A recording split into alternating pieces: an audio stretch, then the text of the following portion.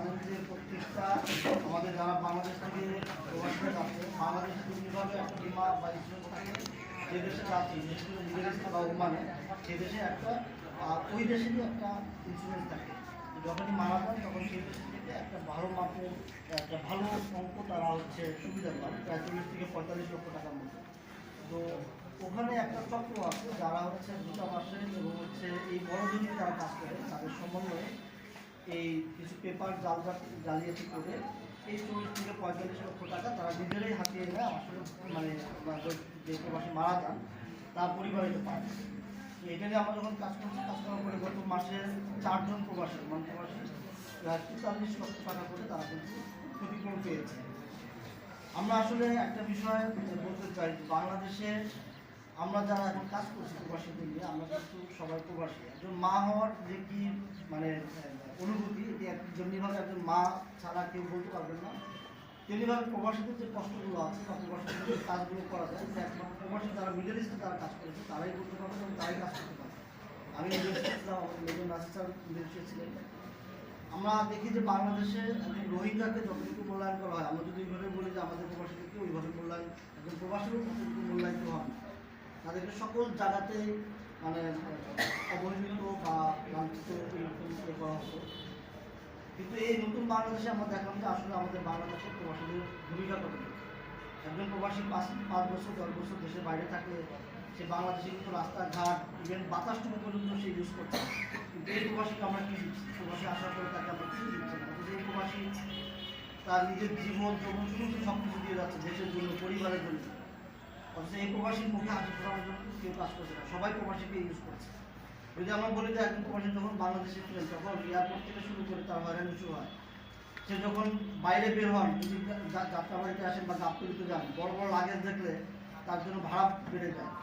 কুলিরা তাদের হচ্ছে 20 টাকা জায়গায় 100 টাকা নিচ্ছে, তখন তারা নেন না। অর্থাৎ এই প্রবাসী যেখানে যান না কেন সেখানে হচ্ছে মানে তাকে যতটুকু ব্যবহার করা যায় ওই ব্যবহারটুকু করতে চায়। তো আমরা এই প্রবাসীদের জন্য আমরা কাজ করার জন্য বেশ কিছু দাবি আমরা আজকে তুলে ধরবো। বাংলাদেশ প্রবাসী নেটওয়ার্ক কিন্তু শুধুমাত্র প্রবাসীদের জন্য আমরা কাজ করব। বাংলাদেশের বিভিন্নভাবে গার্মেন্টস শ্রমিকদের যদি অধিকার নিয়ে কোনো সমস্যা হয় তাহলে তারা রাস্তায় নেমে যায়। কিন্তু আমরা আসলে দেখি যে বাংলাদেশে রাস্তায় না নামলে, অবরোধ না করলে, হরতাল না দিলে, ভাঙচুর না করলে দাবি দেওয়া আদায় হয়। এখন আমাদের প্রবাসী যারা আছেন তারা তো বাংলাদেশে এসে হরতাল অবরোধ বা রাস্তা অবরোধ করতে পারবে না। এই জন্য প্রবাসীদের দাবি দেওয়া আদায় হয়। তো আমরা হরতাল অবরোধ বা রাস্তায় ভাঙচুর পিকেটিং এগুলো করার জন্য আমরা আত্মপ্রকাশ করছি না। আমরা প্রবাসীদের এই দাবি দেওয়াগুলো আনুষ্ঠানিকভাবে বা প্রাতিষ্ঠানিকভাবে সরকারের যে সকল প্রতিষ্ঠানগুলো কাজ করে প্রবাসীদের, আমরা সেই সকল জায়গাতে দেশি বিদেশি আন্তর্জাতিক যে সকল সংস্থাগুলো আছে আমরা তাদের সাথে কাজ করব। আমরা এই বাংলাদেশ প্রবাসী নেটওয়ার্কের মাধ্যমে আজকে বাংলাদেশ সরকারের কাছে 13 দফা দাবি তুলে ধরছি। 1 নম্বর হচ্ছে দক্ষকর্মী বিদেশ পাঠানো নিশ্চিত করা এবং সকল কারিগরি শিক্ষা প্রতিষ্ঠানে কারিকুলামে বিদেশের চাকরির জন্য দক্ষ শ্রমিক তৈরির উপযোগী করে নির্ধারণ করতে হবে সাবজেক্টগুলো। আমাদের বাংলাদেশে যে সকল পড়াগুলো হয় এবং হচ্ছে আমাদের যারা প্রবাসী যারা অধিকাংশই হচ্ছে অদক্ষ। যে কারণে দেখছি আমি ওমানে বিশেষ করে একটা কোম্পানিতে ইন্ডিয়ানরা কাজ করে, তারা বেতন পাচ্ছে 1 লাখ টাকা, আমাদের বাংলাদেশিরা পাচ্ছে 20,000 টাকা।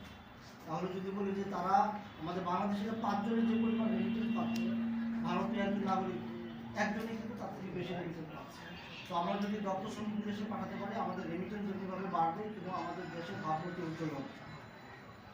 বিদেশ যাওয়ার খরচ কমিয়ে 1 লাখ টাকার মধ্যে আনতে হবে। বিশেষ করে মধ্যপ্রাচ্যে যে সকল দেশে, মধ্যপ্রাচ্য, মালয়েশিয়া, তারপর সিঙ্গাপুর, অন্য যে সকল দেশগুলো আছে, এই সকল দেশগুলোতে দেখি যে আমরা 5 থেকে 7 লক্ষ টাকা করে লাগে। তো এই টাকাগুলো যাতে করে না লাগে, মধ্যস্থ ভোগী যারা থাকে দালাল চক্র, এদেরকে বাদ দিয়ে সরকারিভাবে সরাসরি এইটা হস্তক্ষেপ করে 1 লক্ষ টাকার মধ্যে আনতে হবে। দালালি ও মধ্যস্থ ভোগী এই সকল দৌরাত্ম বন্ধ করতে হবে। যেহেতু আমাদের প্রবাসী কল্যাণ মন্ত্রণালয় আছে, আমাদের পায়রা আছে, আমাদের ডিকোডিং এজেন্সি আছে গভর্নমেন্ট অনুমোদিত, তাহলে কেন এখানে মধ্যস্থ ভোগী থাকবে? 4 নম্বর, প্রবাসীরা দেশে ফেরার পর তাদের যোগ্যতা অনুযায়ী কর্মসংস্থানের ব্যবস্থা করতে হবে। আপনারা জানেন যে আমাদের প্রবাসী যারা বাংলাদেশ থেকে যাচ্ছেন তারা অদক্ষ হয়ে গেলেও এই প্রবাসী যখন 4 থেকে 5 বছর বা 10 বছর পর দেশে ফিরছেন, তারা কিন্তু অদক্ষ থাকছেন। তারা কিন্তু কোনো না কোনো একটা কাজে দক্ষ হয়ে দেশে ফিরছে। তাহলে এই দক্ষ জনবলকে আমরা কেন কাজে লাগাতে পারছি? একজন প্রবাসী 20 বছর বিদেশ করার পরও আবার তাকে বিদেশে যেতে হচ্ছে। সে দেশে কোনো কিছু করতে পারছে না। তো আমাদের সরকারিভাবে উদ্যোগ নিতে হবে যে এই সকল প্রবাসী যারা আছেন তাদেরকে দেশে কর্মসংস্থানের ব্যবস্থা করতে হবে। আমাদের দেশে কোনো মেগা প্রজেক্ট চলছে, পদ্মা সেতু হয়েছে, আমাদের এয়ারপোর্টে কাজ চলছে। তো আমাদের এই এয়ারপোর্টে কাজের জন্য আমাদের প্রবাসী যারা দেশের বাইরে কাজ করছে, মাঝখানে এয়ারপোর্টে আমাদের অনেক প্রবাসী কাজ করছে। দুবাইতে আমাদের প্রবাসী দুবাই এয়ারপোর্টে কাজ করছে, তাদের